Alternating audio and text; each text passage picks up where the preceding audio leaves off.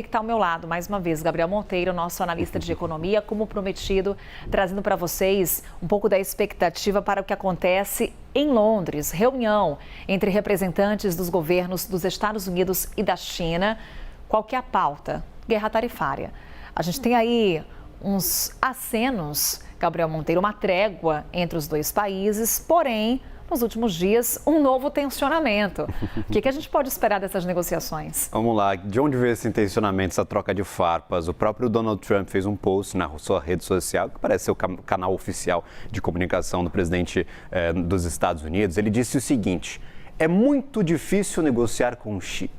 O próprio Scott Bessent, que é secretário do Tesouro, chegou a dizer na semana passada também que as negociações haviam estagnado, não estavam saindo do lugar. Inclusive, os Estados Unidos acusando a China de descumprir parte do acordo da trégua, principalmente em relação a terras raras. Parece que os dois países chegaram a um consenso sobre estes pontos que haviam sido descumpridos nas palavras de Donald Trump. Então, chegamos com atenção um pouco menor para essas negociações. Foco total no que vai sair dessa conversa, porque na última negociação a gente não tinha expectativa nenhuma esperança de que teríamos um avanço para os dois países e a tarifa que era de 145% caiu para 30%. Então, a gente já tem aí uma ideia do que pode acontecer. Claro, são duas das maiores potências do mundo, ainda há muita tensão, qualquer mudança tarifária vai afetar bilhões e bilhões de dólares em comércio internacional, mas já que o histórico é positivo dessas reuniões entre a equipe dos Estados Unidos e a equipe da China, a gente pode talvez ficar atento.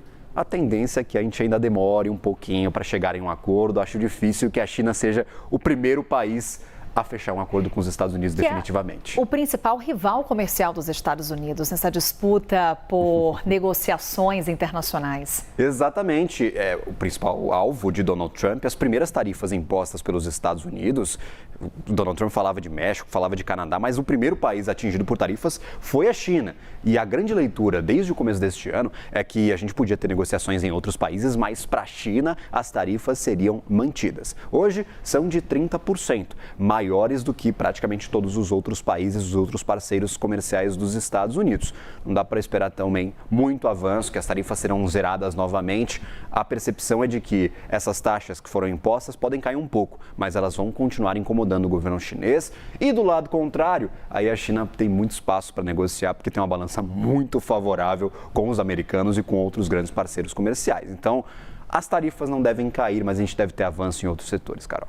Como é que ficam esses movimentos alternativos, Gabriel, a essa guerra comercial? Quando a gente vê, por exemplo, a própria China explorando outros mercados diante do que, num primeiro momento, sinalizou e fez Donald Trump. Exatamente. Olha só, o presidente Xi Jinping foi visitar diversos países no Sudeste Asiático, já anunciou acordos com alguns deles, então está aproveitando essa janela de oportunidade em que todo mundo está bravo com os Estados Unidos por conta das taxas para expandir a sua influência.